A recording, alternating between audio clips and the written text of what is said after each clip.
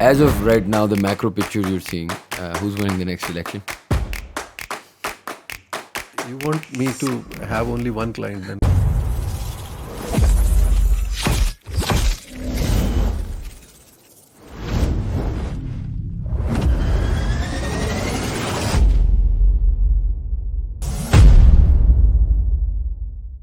आज हमारे एक बड़े ख़ास मेहमान हैं हाशिर इब्न इरशाद. Did I say that right?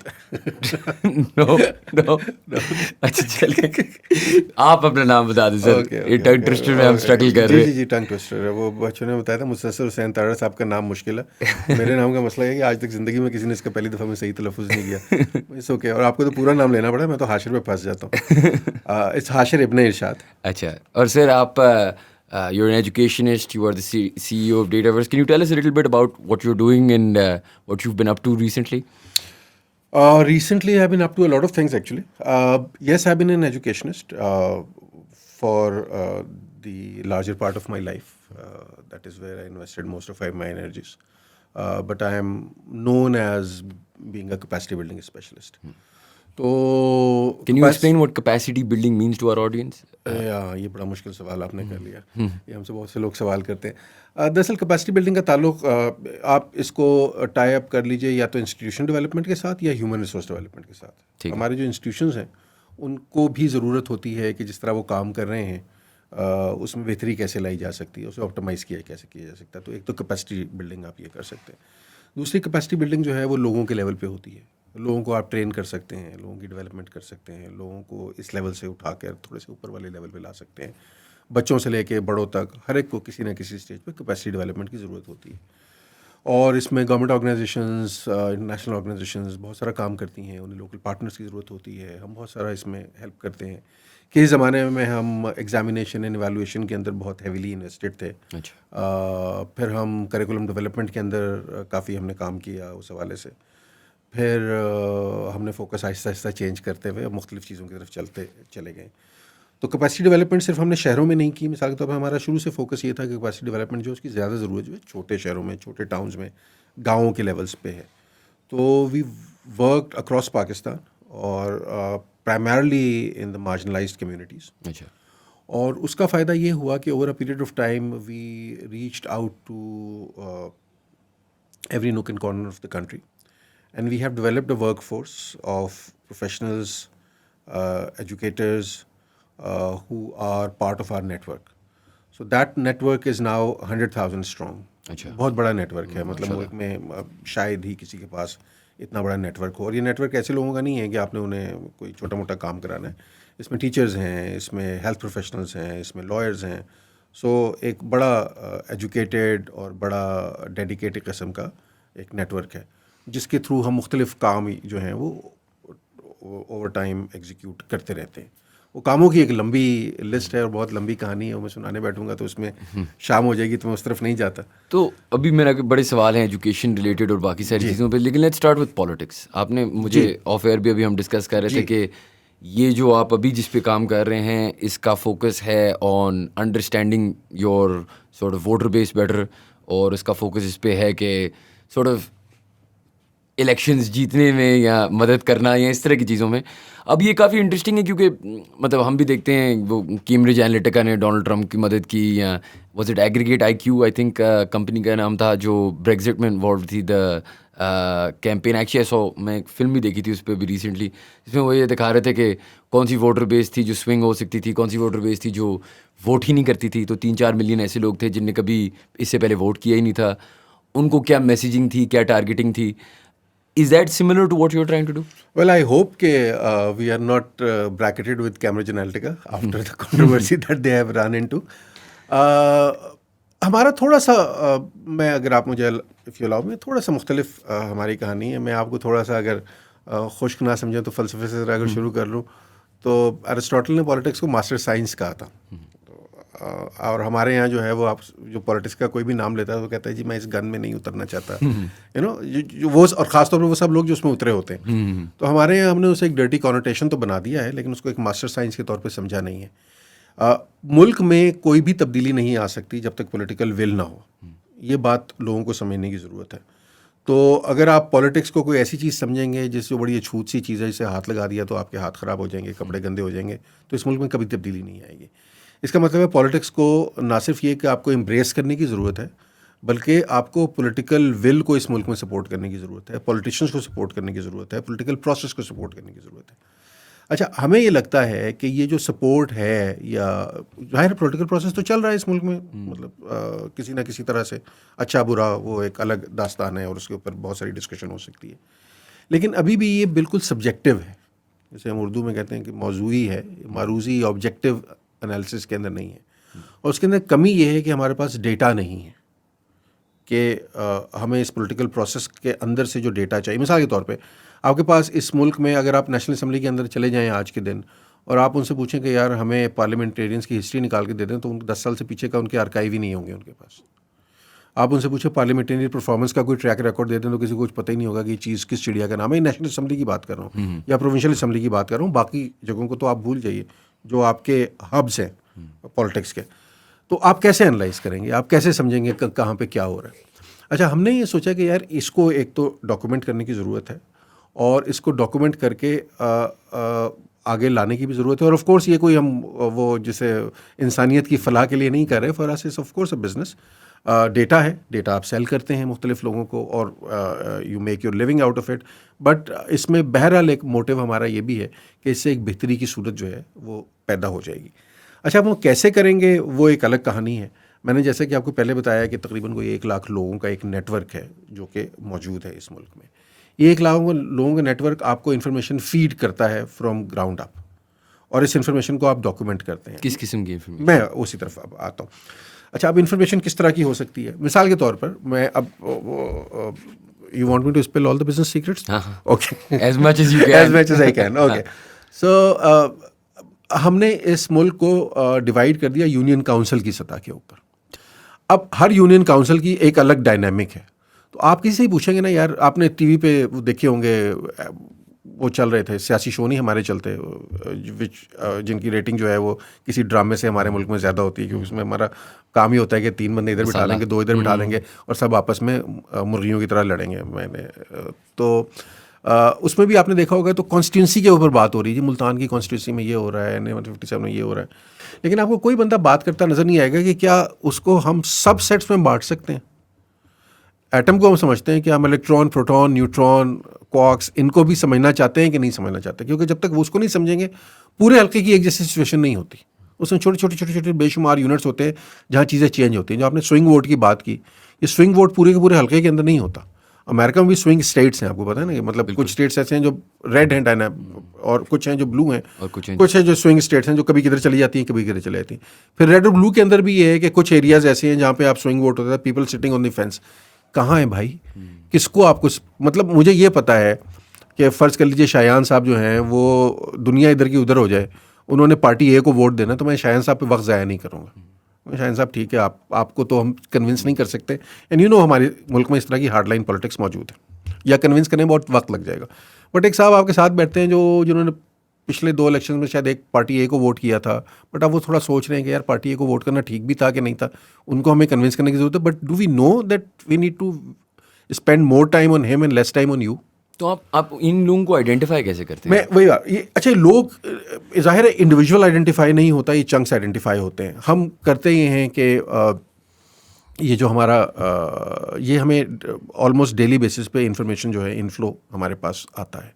इस इंफॉर्मेशन की बेस पे हम एनालिसिस करते हैं। एनालिसिस किन बुनियादों पे होता है? मिसाल के तौर पे हमारे यहाँ कास्ट सिस्टम जो है वो अच्छा या बुरा ना चाहते हुए भी मौजूद है, और बहुत स्ट्रॉन्ग कास्ट सिस्टम मौजूद है। इस तरह पॉलिटिकल धड़े जो हैं वो मौजूद हैं हमारे यहाँ, जो कि स्विंग करते रहते हैं इधर से उधर।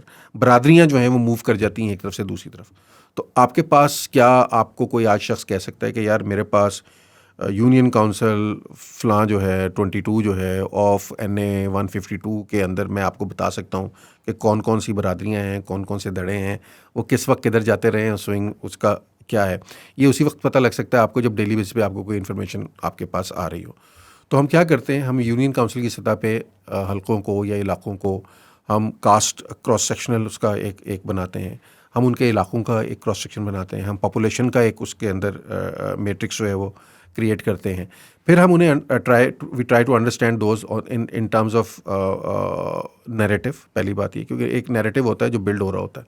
मिसाल के तौर पे अभी पिछले दिनों एक पीडीएम का नैरेटिव था, एक पीटीआई का नैरेटिव था, तो आप समझ सकते हैं कि इस फ़लाँ जगह पे पीटीएम का नैरेटिव सेल हो रहा है और फ़लाँ जगह पे पीडीएम का और फ़लाँ जगह पे पीटीआई का नैरेटिव सेल हो रहा है। लेकिन ये ज़बानी कलामी करने वाली बात नहीं, you have to support it with hard core data.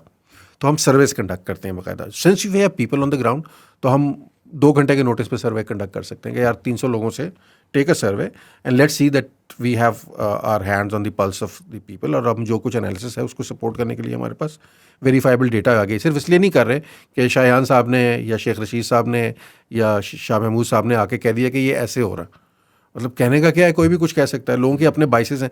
We try to eliminate personal biases from the political system and bring about something which is very very objective. So मिसाल के तौर पे अगर एक पार्टी जो है वो वाकई एक मैनिफेस्टो डिज़ाइन करना चाहती है, आपको पता है मैनिफेस्टो हमारे यहाँ पीसेस ऑफ पेपर होते हैं, कागज़ का टुकड़ा है। मुझे नहीं पता आपने कभी पढ़ा होगा कि नहीं पढ़ा होगा, मैंने तो नहीं पढ़ा, सच्ची बात है। अच्छा, उसकी ना पढ़ने की एक वजह है, ये नहीं कि आपको मुझे इंटरेस्ट नहीं है। हमें पता है कि पार्टीज मैनिफेस्टो जो है ना, आप पढ़ेंगे तो पार्टी ए से लेके पार्टी डी तक सबका मैनिफेस्टो एक ही होगा, सिमिलर, हार्डली एनी डिफरेंस। मतलब जो मजहबी जमातें हैं उन सबका एक जैसा होगा, जो नॉन मजहबी जमातें हैं सो कॉल्ड, उन्हें आप, हालांकि मजहब तो हर जमात ही थोड़ा बहुत यूज़ करती है, उनका ही मैनिफेस्टो एक ही जैसा होगा, उसमें कोई फ़र्क नहीं होगा। बट हर पार्टी एक बिल्कुल डिफरेंट तरह की पार्टी, एक को आप कहते हैं यार ये लेफ्ट की पार्टी है, जो कि हमारे यहाँ बहुत कम रह गया, एक को आप कहते हैं सेंटर राइट है, एक एक्सट्रीम राइट है, बस सबका मैनिफेस्टो एक जैसा कैसे हो सकता है? बिकॉज वो उन्होंने चाप के इधर से बना दिए हैं, उन्हें पता है कि ना हमने कभी इस पर अमल करना है, ना किसी ने हमसे पूछना है। ये चीज़ नहीं होनी चाहिए। इसी वजह से है कि वो डेटा जो है उस तक ना पॉलिटिकल पार्टीज़ की एक्सेस है, तो उनके लिए मैटर नहीं करता, ना आम लोगों की एक्सेस। तो हम ये एक्सेस जो है ये अब ट्रांसपेरेंट करना चाह रहे हैं। इशू बेस्ड पॉलिटिक्स इस मुल्क में जब तक शुरू नहीं होगी तब तक चीज़ें चेंज नहीं होंगी। पहली तो ये चीज़ होगी। इशू बेस्ड पॉलिटिक्स से आपका मतलब क्या है? हमारे यहाँ मसला ये है कि हम चीज़ों को मैक्रो लेवल पे देखने के आदी हैं, हम माइक्रो लेवल के ऊपर नहीं देखते। मिसाल के तौर पे हम कहते हैं जी फॉरेन पॉलिसी हमारा इशू है, भाई वो तो ठीक है, हर जगह इशू होगा, इन्फ्लेशन हर जगह इशू है, ठीक। लेकिन जब माइक्रो लेवल पे आएंगे तो आप कहेंगे यार जब सराइकी वसेब में आप जाएंगे तो सराइकी सूबा शायद एक इशू बन जाएगा, ठीक है। आप यूनियन काउंसिल की सतह पे आप जब चले जाएंगे तो आपको पता लग जाएगा किसी एक ख़ास पॉलिटिकल धड़े का जो इन्फ्लुएंस जो कि बहुत डोमिनेंट हो गया over a period of time, वो एक इशू है उस इलाके के लोगों के लिए, and they want somebody to come and solve it. इस तरह के बहुत सारे आप इश्यूज डिज़ाइन कर सकते हैं। किसी जगह छोटे डैम्स की ज़रूरत है आपको, बट कोई सुन ही नहीं रहा यार उनकी बात। सैलाब आ जाता है हर साल, पुश्ते टूट जाते हैं, इस इलाके में पुश्ता नहीं बना हुआ और शोर में चाह रहे हैं, बट किसी को पता ही नहीं, बिकॉज हम फॉरेन पॉलिसी, इन्फ्लेशन, वो हम उससे आगे निकल नहीं पा रहे। अच्छा, अगर आप ये एड्रेस कर लें, मिसाल के तौर पर पॉलिटिकल पार्टीज़ के लिए इसमें क्या अपॉर्चुनिटी है। पॉलिटिकल पार्टीज़ को आपको पता है हर इलेक्शन आते हैं वो टिकट्स देते हैं। अच्छा, ये सिर्फ इलेक्शन बेस नहीं है, ये एक वन टाइम वो नहीं है कि इलेक्शन के करीब तो हमारा काम बहुत ज़्यादा हो जाएगा, अदरवाइज भी बहुत ज़्यादा इसकी बहुत सारी और डायमेंशन हैं, सोशल मीडिया मैनेजमेंट के हवाले से या मीडिया मैनेजमेंट के हवाले से, इलेक्शन स्टाफ ट्रेनिंग के हवाले से, आपकी कॉन्स्टिट्यूंसी डेवलपमेंट के हवाले से। इसमें सिर्फ पॉलिटिकल पार्टीज़ इन्वॉल्व नहीं हो रही, इसमें डेवलपमेंट सेक्टर के पास डेटा नहीं है। मिसाल के तौर पे मैं भटक जाता हूँ थोड़ा सा चलते चलते, बताया मैं गुस्से में इधर उधर निकल जाता हूँ, तो उसकी परवाह न कीजिएगा, मुझे रोक लीजिएगा जहाँ मैं थोड़ा सा आगे कंटिन्यू करें। पाकिस्तान में पॉवर्टी एलिविएशन के लिए बहुत सारी ऑर्गेनाइजेशंस काम कर रही हैं। बिल्कुल, आप आज उनके पास चले जाइए, मैं दावे से आपको कहता हूँ कि उनके पास यूनियन काउंसिल की सतह का डेटा नहीं होगा कि कहाँ पे किस किस्म की पॉवर्टी इंटरवेंशन की ज़रूरत है हमें। फ्लड्स के अंदर आपके पास कोई डेटा है किसी इस मुल्क में, एनडीएम में इंक्लूडेड, के कौन कौन से लोग डिस्प्लेस हुए हैं, किस किस इलाके में डिस्प्लेस हुए हैं? जो डिस्प्लेस हुए हैं उनके पास घर किस किस्म के थे, किस किस्म के घर अब उन्हें बना के देने, उनके रिश्तेदार कितने थे, उन्हें कहाँ पे पनाह मिली। अच्छा, होता क्या है, जो हमने देखा, मैं आपसे शेयर करता हूँ एक बड़ी क्या उसे कहना चाहिए, बड़ी कोल्ड सा फैक्ट है और बड़ा शायद किसी को बुरा भी लग जाए, लेकिन ये जो फ्लड विक्टिम्स होते हैं ना, जो आपको नज़र आ रहे होते हैं, ये एक्चुअली फ्लड विक्टिम्स होते नहीं हैं। हम 2005 में जब ज़लज़ला आया था तब हमने पहली दफ़ा एक्सपीरियंस किया पाकिस्तान में, जब पहला बड़ा नेचुरल डिजास्टर होता ही है कि बहुत से अक्सर जो लोग होते हैं जो फ्लड वगैरह में आते हैं, आप एक पूरा नेटवर्क होता है और बहुत रिश्तेदारियाँ वगैरह होती हैं, तो दूसरे तीसरे दिन इन्हें कहीं ना कहीं पनाह मिल जाती है। अपनी जगह बर्बाद हो गई, उसमें कोई डाउट नहीं है, लोग मर भी जाते हैं, जानवर तबाह हो जाते हैं, खेत तबाह हो जाते हैं, कहीं पनाह मिल जाती है आपको। अच्छा, इसके बाद क्या होता है, एक मुल्क में अचानक एक हमदर्दी की लहर उठती है, हम सबको चैरिटी करने का ख्याल आता है कि नहीं, तो अब क्या करते हैं, हाशिर साहब उठते हैं, कहते हैं यार एक ट्रक भर के जो है ना मुझे लेकर जाना है लिया। अच्छा, मैंने लिया ज़िंदगी में कभी देखा नहीं है, ठीक है, ट्रक के अंदर मैं 50,000 का सामान भरता हूँ और लिया आने जाने पर 70,000 का पेट्रोल खर्च करता हूँ। This is a fact. अच्छा, मैं वहाँ पहुँचता हूँ तो मुझे पता कोई नहीं, मैं पूछ पाछ के लिया किसी एक इलाके में पहुँच जाता हूँ जहाँ पे ऑलरेडी एक माफिया मौजूद है जो सिर्फ ये करता है कि ट्रक आता है तो वो कहता है जी इससे आगे तो ट्रक आपका लूट लिया जाएगा, तो यहाँ पे उतार दें, हम बांट देते हैं। या ये 6-7 लोग हैं जो बांट रहे होते हैं। 2005 के ज़लज़ले में मतलब ये मैं आपको अब ये डॉक्यूमेंटेड फैक्ट बता रहा हूँ, एक घर से जब ये थोड़ा बहुत सेटल हुआ, तो जब छापे पड़ने शुरू हुए तो एक घर से कोई 300 कंबल और 400 रज़ाइयाँ और 200 खेमे निकले। आप किसी ऐसे डिज़ास्टर मैनेज के बाद आप जाएं जब आप दुनिया भर से इमदाद आती है, थोड़े दिनों बाद वही इमदाद आपको पिंडी के राजा बाज़ार में बिकती नज़र आ जाएगी। हम जब कभी जाते, हम कैंपिंग करते थे किसी ज़माने में, तो जो UNHCR के खेमे थे ना वो हम ख़रीदते थे यहाँ से कि यार ये बड़े अच्छे वाले कैंप हैं। यहाँ UNHCR के खेमे आप मुझे बताएं कि हाथी चौक पे क्यों बिक रहे हैं? लेकिन डेटा नहीं है। आपको लगता है डेटा के साथ this is also human issue? मतलब बहुत सारे ऐसे लोग हैं ना, मिसाल के तौर पे, जो वैसे चैरिटी करेंगे नहीं और सिर्फ करेंगे जब कोई डिज़ास्टर आएगा, या फिर ऐसे लोग हैं जो आपने जिस तरह लिया का मिसाल दिया, बहुत सारे ऐसे लोग हैं जो बस अपने जो हल्का है या अपना जो जहाँ से वो बिलोंग करते हैं, गांव हैं, जो भी है, उनकी मदद करना चाहते हैं। या फिर ऐसे कि मतलब मैं कभी कभार इस तरह भी सोचता हूँ ना कि कितने लोग हैं जो मतलब राशन देने के लिए तैयार होंगे, एजुकेशन के लिए पैसे नहीं देने के लिए तैयार होंगे। जनरली स्पीकिंग इसमें ह्यूमन एलिमेंट भी तो आता है ना, कि हम वो चीज़ें करना चाहते हैं जो हमें लगता है ज़रूरी हैं। उसे हम कहते हैं मतलब ये भी एक सिंड्रोम है, इट्स इजी वे आउट। हम अपने दिल की तसल्ली कर लेते हैं, ठीक है। लेकिन मैं आपको ये बता रहा हूँ, अच्छा ये भी फैक्ट है कि दुनिया में कोई परमानेंट या लॉन्ग लास्टिंग तब्दीली चैरिटी से नहीं आती।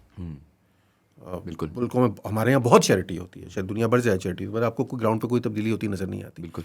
चैरिटी एक बैंडेड सी है, आपने लगा दी वक्ती तौर पे, आपका दिल मुतमईन हो गया, आपने बकरा ईद के गोश्त का पैकेट दे दिया किसी को, it will not change his situation.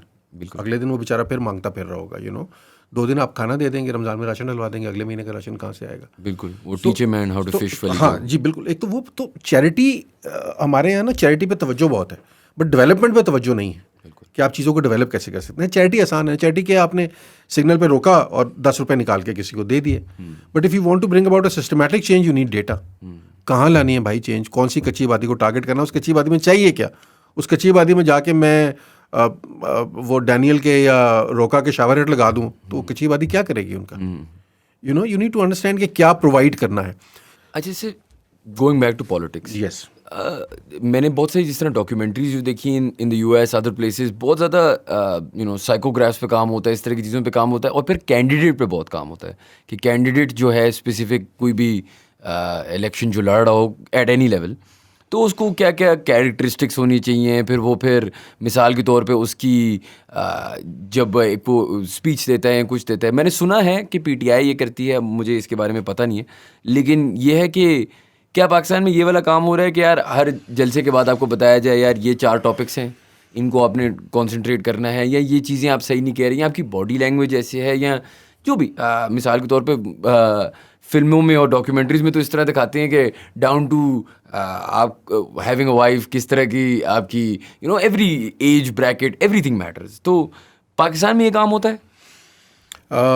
You want a short answer? No, I want the long answer. Let me give you the long answer as well. आपने फिल्म देखी होगी वैग द डॉग।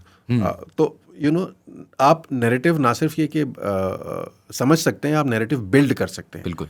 लेकिन नैरेटिव बिल्ड करने के लिए आपके पास technique होनी चाहिए, आपके पास एक्सपर्टीज होनी चाहिए, आपके पास समझ होनी चाहिए।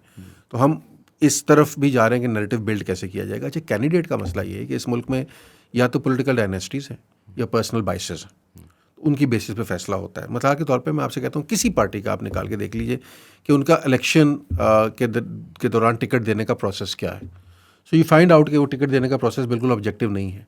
कैंडिडेट एनालिसिस मौजूद नहीं, कैंडिडेट एनालिसिस किसी पार्टी के पास मौजूद नहीं है। आपके पास पॉलिटिकल हिस्ट्री जो है वो 2008 के इलेक्शन से पहले की मौजूद नहीं है, कहीं डॉक्यूमेंटेड नहीं है, कोई आर्काइव नहीं है। We are working on that as well to understand कि किसी एक, अब हम बहुत उसे एग्जाम्पल के तौर पे समझने की कोशिश कर लेते हैं कि लाहौर का फ़लाँ हल्का है, यहाँ आपने, मैं या आप जो हैं वो पार्टी लीडर हैं या पार्टी की कोर कमेटी है जिसने फैसला करना है कि लाहौर के हल्का नंबर फलां में हमें किसको टिकट देना है। उसमें आपके पास पॉसिबिलिटी आज के दिन क्या होती है कि यार पिछले इलेक्शन में किसको दिया था, अच्छा उससे पिछले इलेक्शन, अच्छा उसको कितने वोट मिले थे, उसको कम मिले थे, इसको ज़्यादा मिले थे, ये हार गया था, ये जीत गया था, इसको ना दे दें, ये अपना बच्चा है, कर की कहानी ख़त्म हो जाती है 1-2 घंटे के अंदर, अगर 1-2 घंटे किसी ने लगाए हों। लेकिन क्या आप ये समझ सकते हैं कि इस हल्के में इश्यूज़, बुनियादी इश्यूज़ क्या हैं? एक वो जो मैक्रो लेवल के ऊपर नज़र आ रहे हैं, जो हर जगह नज़र आ रहे होते हैं, और एक वो जो माइक्रो, जो किसी को पता नहीं है, उनको एड्रेस करने के लिए किसने काम किया है इनके ऊपर, किसके साथ लोगों की कोई इन सिंक कोई है? क्या आपने नीचे के लेवल पे सर्वे कराया है कि लोग किसके साथ अपने आप को एसोसिएट कर रहे हैं? लोग अच्छा किसी के साथ एसोसिएट नहीं कर रहे तो लोग किस बुनियाद पे एसोसिएट कर रहे हैं अपने आप को, किसी ऐसे बंदे को जिसको वो वोट देना चाहते हैं? क्या वो सियासी पार्टी की बुनियाद पे वोट देना चाह रहे हैं? क्या वो इस बुनियाद पे वोट देना चाह रहे हैं कि ये बंदा हल्के थाने कचहरी का काम करा देगा, सियासी पार्टी मैटर नहीं करती? क्या वो इस बुनियाद पे वोट देना चाह रहे हैं कि इस बंदे का कैरेक्टर कैसा है? क्या उसकी तालीम की बुनियाद? You can find a number of factors and you can conduct service and you can find out कि यार ये चीज़ें हैं। अब let's find the best fit. हमें हर इलेक्शन के बाद हर पार्टी के जो बुजुर्ग महर हैं वो बैठ के बता रहे होते हैं जी हमसे जो है कोई बहुत सारे हल्कों में गलतियां होगी, गलत बंदों को टिकट दे दिया, इस वजह से हार गए। तो कौन सा पूछता है कि गलत टिकट आपने क्यों दे दिया, आपका किस बेसिस पे दे दिया, आपका एनालिसिस क्या था? तो ये जो एनालिसिस है, अच्छा मैं अब ये नहीं कह रहा कि मुझे किसी एक पार्टी को सपोर्ट करना है, ये हर पार्टी के पास होना चाहिए डेटा ये इस किस्म का। अगर हर पार्टी के पास डेटा है, so you are pitching the best candidates to start with one.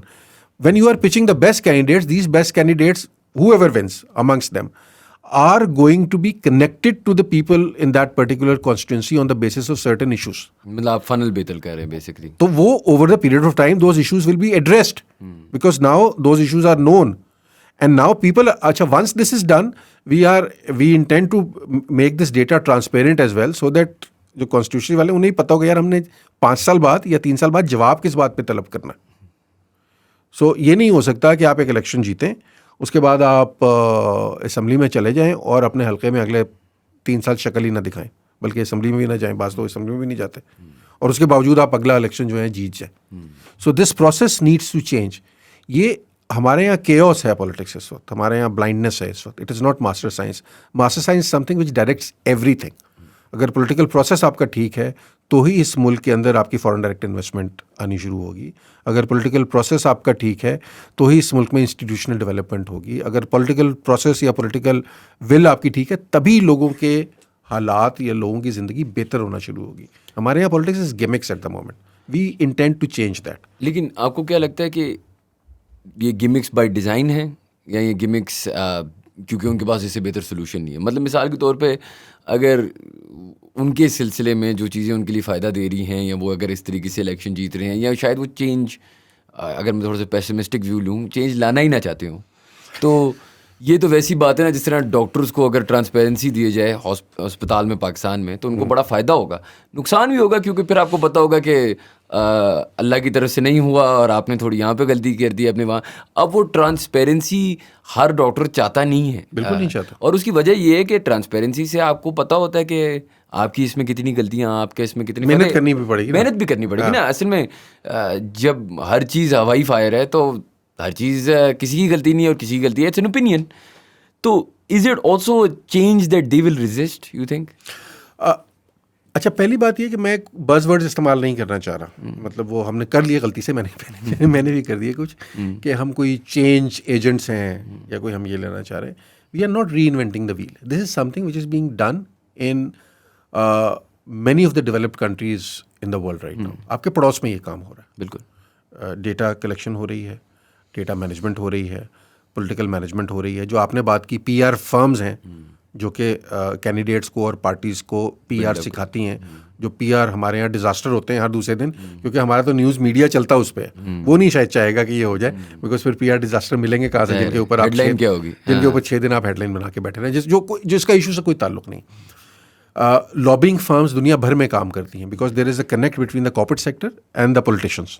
आपको कॉर्पोरेट सेक्टर को जाहिर है इसी सिस्टम के अंदर रह के काम करना है, उनके बहुत सारे इंटरेस्ट हैं जो कहीं होने हैं, बिल्कुल, या कहीं किसी को सपोर्ट करने। हमारे यहाँ लॉबिंग फर्म्स का वजूद नहीं है। इंटरनेशनली भी हमें करना होता है तो हम बाहर की एक लॉबिंग फर्म को हायर करते हैं और काम कराते हैं।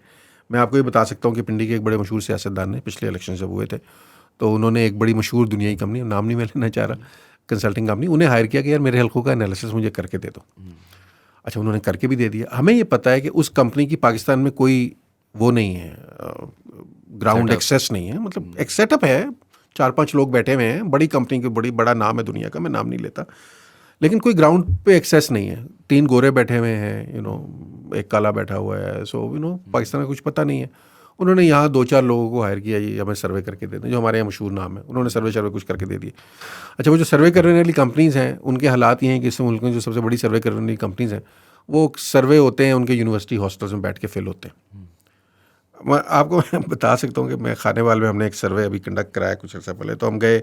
अच्छा, उस सर्वे इसमें बाज़ औक़ात ना आपके ग्रुप्स होते हैं, आप किसी एक बंदे के पास चले जाते हैं कि यार गांव में आप 20 लोगों से पीछे, तो उसके पास हम गए, उन्होंने कहा यार फलां कंपनी से आए हैं तो बस दे जाएँ जी, सुबह ले जाइएगा।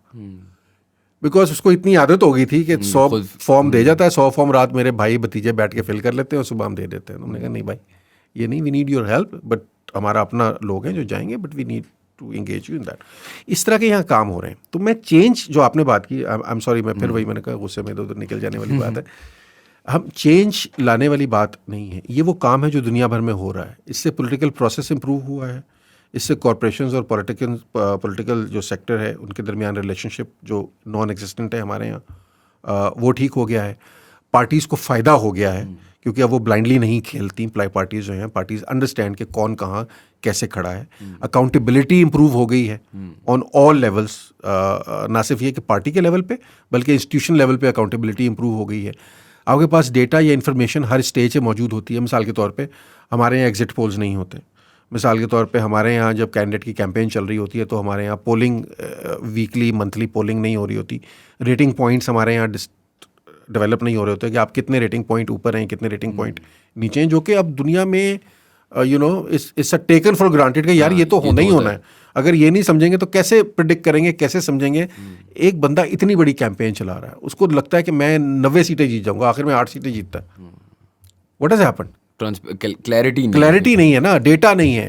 अच्छा, how important in your particular field is social media going to be? क्योंकि अगेन मुझे पता नहीं है, लेकिन सुनने में ये आता है और लोग ये कहते हैं, नैरेटिव पाकिस्तान में ये है कि पीटीआई सोशल मीडिया का बड़ा फ़ायदा उठाती है। They were a big part of the election जो पिछली हुई थी, and them winning was their use of social media, Twitter etcetera. तो क्या ये सोशल मीडिया वेव आपको बेनिफिट करेगा? बिकॉज उसमें फिर ऐसे होगा कि फॉर एग्जांपल अगर ऑनलाइन सर्विस हैं तो there less likely to be filled out by the same person, data की स्प्रेड ज़्यादा तेज़ हो सकती है, नैरेटिव थोड़ा शेप हो सकता है। Is that possible because of social media? अच्छा, सोशल मीडिया एक बिल्कुल डिफरेंट नीश है हमारे लिए। मतलब सर्विस की आपने बात की, हमारे यहाँ ऑनलाइन सर्विस का तस्वुर अभी बहुत कम है और उसको करवाना बहुत मुश्किल है। Internet accessibilities and lot of issues, अगरचे हमारी ऐप्स वगैरह हमने डेवलप की हुई है, उसके थ्रू भी हम कराते हैं। लेकिन सोशल मीडिया इटसेल्फ जो है, आपकी बात ये बिल्कुल ठीक है कि वो लोग जो ये समझते हैं कि जो नेक्स्ट स्टेज पॉलिटिक्स है वो सोशल मीडिया पे नहीं लड़ी जाएगी, वो बेवकूफ़ है बुनियादी तौर पे। Social media is going to change a lot of things. लेकिन आप देखेंगे सोशल मीडिया जो है ना, वो भी एक अब एक्सपोज हो गया। मिसाल के तौर पे मैं सुबह एक ट्वीट लिखता हूँ तो उसी नाम को 500 लोग वही ट्वीट जो है एक लफ्ज़ चेंज किए बगैर दिन में कर देते हैं, और शाम तक जो ट्रेंड बनता है अगले दिन वो मजाक बन जाता है, and it backfires. So social media की इंटेलिजेंट मैनेजमेंट जो है वो मौजूद नहीं है। अच्छा, इंटेलिजेंट मैनेजमेंट क्यों मौजूद नहीं है? क्योंकि आपके पास इंटेलिजेंट कंट्रीब्यूटर्स मौजूद नहीं है।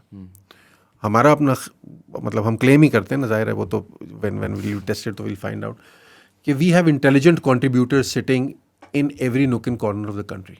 सो we are in a much better position to not only understand the issues and on the ground, but we since everybody is a smartphone user, because that is हमारे पास जो 1 लाख लोग हैं उनमें से कोई आधे से ज़्यादा वो हैं जो स्मार्टफोन यूज़र्स हैं, एक्टिव स्मार्टफोन यूज़र्स हैं।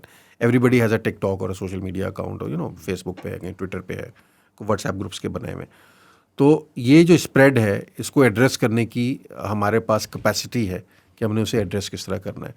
सो ये एक और नीश है which we called social media management and even digital media management niche, कि उसको एड्रेस कैसे करना है। Once again it has to be database. हम जो लफ्ज़ यूज़ करते हैं ना अपनी टैगलाइन के तौर पे, वो है बड़ा, वो लगेगा negative, it's called data driven disruption. But our job is to disturb the old ways of thinking, to disturb the status quo. जिस तरह चीज़ें चल रही हैं हमें लगता है कि वो ठीक नहीं है, आपको हो सकता है कि वो लगता हो किसी हद तक ठीक है, but there's a lot that is desired, that needs to be changed, and that's where we come into picture, because we have one, of course, an outreach and a larger reservoir of human resource, but we have intelligent people working with us. It is not a social media cell which is churning out story after story, bad Photoshop, and you know, मैं अब उस पर comment करूँगा तो फिर कुछ लोग नाराज हो जाएंगे. हाँ, अच्छा, मैं आपका ज़्यादा टाइम नहीं लूँगा. I have just a couple of last few questions and then we can sort of आपका और टाइम नहीं लेंगे. अच्छा, पहला मेरा आप सवाल ले सकते हैं वैसे, कोई इतराज नहीं. Okay. चले, पहले तो मेरा सवाल ये कि in terms of helping everyone, तो it's a fair fight, right? Yes. Not in terms of the data, वो तो आई अंडरस्टैंड, जिससे आपने कहा ना कि देखें इकोसिस्टम ही बेहतर होगा, फनल ही बेहतर होगा, लेकिन ऑब्वियसली ऐसे भी होगा कि यू आर अ बिजनेस, तो कोई खरीदेगा, कोई नहीं खरीदेगा, कोई आपसे काम करवाएगा, कोई नहीं कराएगा. पॉलिटिक्स की जहाँ तक बात है, इसमें फिर एक मॉरल कंपस वाली बात भी आ जाती है कि, और फिर एक आपकी पर्सनल प्रेफरेंस वाली बात भी आ जाती है. So for example, do you want to work with X party और Y party? How do you sort of solve that part? As I said, it's a business for us. So business में बड़ी clarity of thought होती है. मतलब उसके अंदर कोई मसला नहीं है. Moral compass का तो इशू वहाँ पे आएगा जब हम कोई चीज़ मिस इन्फॉर्मेशन फीड कर रहे हैं. We are only dealing in data and information, and that information is for you to buy or him to buy. At the end of the day, it's a bid that you bid better than Mr. B, or Mr. B bid better than Mr. C, and we give them the data. That's all. Plus, that data is not something which is going to harm A or B. Actually, it is something which is going to benefit you. मतलब A अगर भी data लेता है तो A को data का फ़ायदा है, लेकिन वो इसलिए डेटा A को नहीं मिल रहा कि वो B को नुकसान हो रहा है इसका. B डिसाइड्स कि जी मैं बड़ा मुहतात हूँ कि मैं A और B करके बातें कर रहा हूँ कि मेरे मुंह से किसी पार्टी का नाम ना निकल जाए, ये होना चाहिए, इस वजह से मैं कह रहा हूँ. नहीं, बिल्कुल सही कह रहे हैं. तो ये बेसिकली एक बिजनेस है ना. आपके पास एक चीज़ है जो कि फ़ायदा दे सकती है आपके प्रोसेस को, लेकिन आप ये चीज़ जहन में रखिए कि दुनिया में हर चीज़ फाइनाइट सप्लाई में होती है, इनफाइनाइट सप्लाई नहीं होती. आप मार्केट, इसी वजह से चीज़ों की प्राइस ऊपर या नीचे हो जाएगी. आप 3 लोग हैं, तीनों लोगों को चाय चाहिए, लेकिन नीचे चाय का सिर्फ 1 कप मौजूद है, तो आप में से जो ज़्यादा बिड करेगा उसको चाय का कप मिल जाएगा. इसमें चाय के स्टॉल वाले का तो कसूर नहीं है. One thing, that is one. दूसरा ये है कि ये भी ज़रूरी नहीं है, ये पॉसिबल हो सकता है इन सर्टन सिचुएशंस कि आप वो जिसे हम कहते हैं कि कॉन्फ्लिक्ट ऑफ इंटरेस्ट की वजह से आप ये आपका डिसीजन हो जाए कि अगर हम पार्टी ए को सेल कर रहे हैं तो पार्टी बी को हम सेल नहीं कर सकते. एडवर्टाइजिंग में आप एडवर्टाइजिंग से जानते हैं, उसमें अगर आप कोक को सर्व कर रहे हैं तो आप पेप्सी को सर्व नहीं करते, and so on and so forth. Certain जगह ये पॉसिबल है, but as long as you are selling data which is no certain preference for a given party, तो शायद ये इतना बड़ा मसला है नहीं, क्योंकि आप किसी की परसेप्शन सेल नहीं कर रहे. जो परसेप्शन मैनेजमेंट है वो ज़रूर है कि परसेप्शन मैनेजमेंट अगर हम ए के साथ करते हैं कि जी परसेप्शन मैनेजमेंट, आपकी PR मैनेजमेंट, आपकी सोशल मीडिया मैनेजमेंट हम हैंडल करेंगे, तो then we will not be able to sign a contract with party B और party C, then will be exclusive to that particular client. या किसी corporate sector के अंदर lobbying के अंदर अगर हम किसी एक ख़ास उससे काम कर रहे हैं, तो अगर उनके इंटरेस्ट से अगेंस्ट जाती हुई एक होगी तो हम उनके साथ काम शायद नहीं कर पाएंगे. बट ये बड़े आप चूँकि बिजनेसमैन खुद हैं तो आप समझते हैं कि बड़े वेल डिफाइंड है. Of course corporate ethics well defined है, कॉन्फ्लिक्ट ऑफ इंटरेस्ट की वेल डिफाइंड है, तो इसमें कोई हमें कोई वो एम्बिग्विटी है नहीं कि कोई पॉसिबल हो सके. लीगल बाउंड्रीज भी वेरी वेल डिफाइंड है, लॉज ऑफ पाकिस्तान के अंदर भी वेल डिफाइंड है कि आप किस वक्त कॉन्फ्लिक्ट ऑफ इंटरेस्ट आएगा, कहाँ पे आप काम किसके साथ कर सकते हैं, किसके साथ नहीं कर सकते. So we have set very clear boundaries on that account. और if I was to ask you, assuming you do nothing and you work with none of the parties, ठीक है, और वो data is not available, as of right now, the macro picture you're seeing, who's winning the next election? You want me to have only one client then? नहीं, लेकिन देखिए, client तो उनमें से कोई भी हो सकता है ना. जो नहीं जीत रहा है वो फिर आपको फ़ोन करे, और जो जीत रहा है वो I am not going to fall into that particular trap. चले, ठीक है, फेयर इनफ. अच्छा, एक आखिरी क्वेश्चन रिलेटेड टू लॉबिंग है. कॉर्पोरेट लॉबिंग अगर एक पाकिस्तान में वाकई एक लैक काफ़ी ज़्यादा करता है. कॉर्पोरेशंस और ये सारे जो इदारे हैं, how do they currently, let's say कि Jazz is unaware, मिसाल के तौर पे चलें, Jazz or any other client is unaware of the ground workings of some place in Multan, ठीक जी है? बिल्कुल। How can they use your platform and what can they do with it? अच्छा, उसमें दो चीज़ें हो सकती हैं। एक तो ये कि आपको पता है कि अब CSR जो कॉर्पोरेट सोशल रिस्पॉन्सिबिलिटी मैट्रिक्सेस हैं जो हमारे यहाँ जो मल्टीनेशनल्स की खास तौर में बात कर रहा हूँ, और जो मल्टीनेशनल्स नहीं भी हैं उनकी भी, हमारे लोकल बैंक्स वगैरह, बिल्कुल काफ़ी पैसा होता है और उसको उन्होंने खर्च करना होता है। अच्छा, अब ये कहाँ खर्च करना है, ये एक बड़ा क्वेश्चन होता है। बाज़ औक़ात आप अनसॉलिसिटेड एप्लीकेशंस ले लेते हैं, बाज़ औक़ात एक सॉलिसिटेशन ड्राइव चला लेते हैं, but that is somebody thinking sitting in a drawing room or not in a drawing room, in a conference room. You don't have access to data which can actually tell you कि यार किन किन इलाकों में किस किस किस्म की सर्विसेज की ज़रूरत है जिसको एक कॉर्पोरेट एंटिटी फैसिलिटेट कर सकती है। बैंक्स की फैसिलिटेशन किसी और तरह की हो सकती है। It's not just about throwing money, it's about connecting with people, and to a certain extent CSR is a marketing tool itself. So जैज़ ज़ाहिर है वो सर्विसेज प्रोवाइड करना या वो एरिया में CSR में इन्वेस्ट करना पसंद करेगा जहाँ उनकी जो टेलीकम्युनिकेशन एक्सेस है या मोबिलिटी है या एक्सेप्टेंस है वो इंक्रीज़ करे।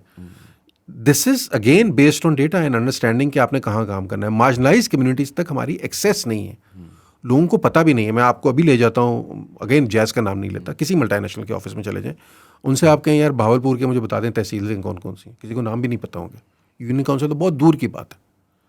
तो जब इस लेवल की आपकी अंडरस्टैंडिंग नहीं है और आप समझते नहीं हैं कि आपने मार्जिनलाइज, तो आप चेंज नहीं ला सकते, आप CSR बजट को इफेक्टिवली यूज़ नहीं कर सकते। एक तो हम ये काम करने चाह रहे हैं जो कॉर्पोरेट एंटिटीज़ को हम पिच कर रहे हैं कि हम आपको बताते हैं कि CSR की आपकी डायरेक्शन क्या होनी चाहिए। दूसरा, जो जहाँ तक लॉबिंग का सवाल है, इन्हें ये तो पता है कि हमारे कॉर्पोरेट इंटरेस्ट ये हैं और इन कॉर्पोरेट इंटरेस्ट में हमें इस चीज़ की ज़रूरत है, बस उस चीज़ के लिए कौन हमारा बेस्ट कैंडिडेट है जो हमारे एंड पर ये लॉबी करेगा, और वो क्यों करेगा, क्योंकि हमारे और उसके इंटरेस्ट अलाइन हो रहे हैं। अदरवाइज कोई नहीं करेगा। We are not thinking in terms of bribing somebody, we are thinking in terms of aligning the interest. तो अलाइन हो जाए तो आपको भी फ़ायदा है, मुझे भी फ़ायदा है। मतलब पैसे दे के अगर मैंने को काम कराना है, जो कि होता है, ये नहीं कि नहीं होता, तो वो इलीगल भी है, इमोरल भी है, गलत भी है, और उससे जो आउटकम आएगी वो भी शायद गलत होगी। बट फाइंड आउट कि कहाँ आपके या किसी और के इंटरेस्ट अलाइन होते हैं, and that is only possible when somebody knows कि वो इंटरेस्ट हैं क्या, और वो इंटरेस्ट किस कॉन्स्टिट्यूंसी में किस तरह उनकी इंपॉर्टेंस है और किस लेवल की इंपॉर्टेंस है, एंड यू अलाइन दैट। सो एक लॉबिंग की पूरी एनवायरनमेंट जो है वो डिज़ाइन हो जाएगी। आपको लगता है कि, and this is just from working in advertising and generally what we can see in the market is, पहले नैरेटिव जो था ना was sort of taught or made in a boardroom and then sort of pushed down your throat. अब ऐसे हो रहा है ना, जिस तरह मैं आपको मिसाल देता हूँ अमेरिकन पॉलिटिक्स का, ठीक है? अगर मैं रिपब्लिकन हूँ तो I have to like guns, I have to be against abortion, मतलब आपने मुझे सेट करके बता दीजिए आप ये हैं, ठीक, या आप ये हैं। अब the world of social media, the world of access to the internet essentially is the real game changer. उससे क्या हो रहा है कि साइकोग्राफ्स लोगों के अलग हैं, right? So I can like guns but also support, I don't know, be pro, I don't know, pregnancy, or pro, I don't know, LGBT, pro-life, or जो whatever the scenario is. Point मेरा ये है कि is it a question now more of listening than speaking when it comes to political parties, because people now have much more well-rounded opinions अपनी तरफ से। वो इसकी वजह ये है कि they are able to get a whole access to data और information जो पहले लोगों को मिल नहीं पा रहा था, पहले इंटरनेट होता नहीं था, पहले इतनी कॉन्वर्सेशन थी नहीं। क्या ये नैरेटिव आपको नज़र आ रहा है चेंज होते हुए कि we have to now adapt to them versus them adapting to the political party?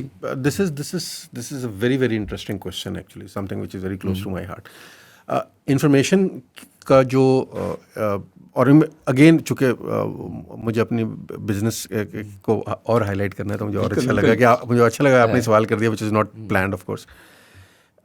हम ये कहते हैं कि पिछले 50 साल में जो इंफॉर्मेशन इन्फ्लक्स है, that is more than the information influx of the last 5000 years.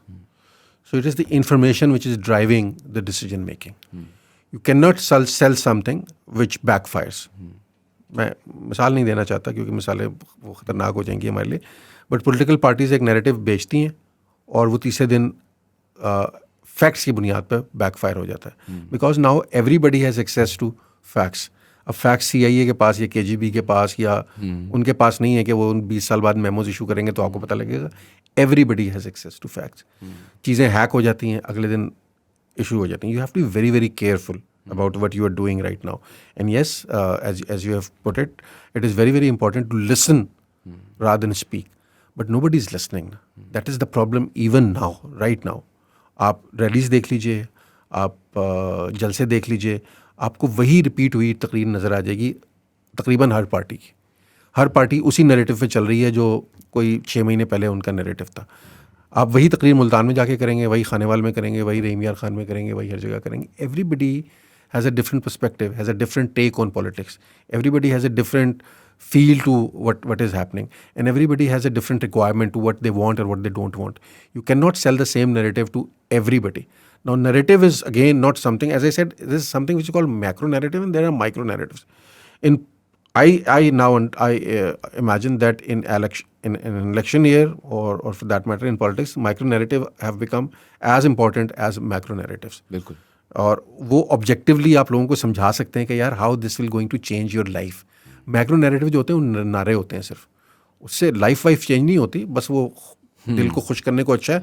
और अब उनका मजाक बनना शुरू हो गया है, तो ये बहुत इंपॉर्टेंट हो गया है. और ये सिमिलर इस तरह है ना, एक कंपनी से जिस तरह कंपनी की मिशन विजन स्टेटमेंट होती है, फिर वो एक छोटा प्लान आपको बना के देते हैं कि जी क्वार्टर टारगेट ये है, आपने ये अचीव करना है. हम बहुत ज़्यादा फोकस रोटी कपड़ा मकान और सम वेरी बिग नहीं. हमारे दूसरा मैं आपको गारंटी देता हूँ, आप और मैं चलते हैं 10 ऑर्गेनाइजेशन को विजिट करते हैं, अच्छे मिडिल मैनेजमेंट से मिलते हैं. हराम है उसमें से किसी को मिशन विजन स्टेटमेंट पता हो कंपनी की, और नहीं किसी ने पता नहीं होगी, किसी ने कभी पढ़ी नहीं होगी. उनको डेली बेसिस की पोटेंशियल रेगुलेशंस पता होंगी, डायनामिक्स पता होंगे, आज मुझे क्या करना है, हफ्ते के मेरे टारगेट क्या है, महीने के टारगेट क्या है, HR पॉलिसी, छुट्टियां कितनी मिलनी, ये पता.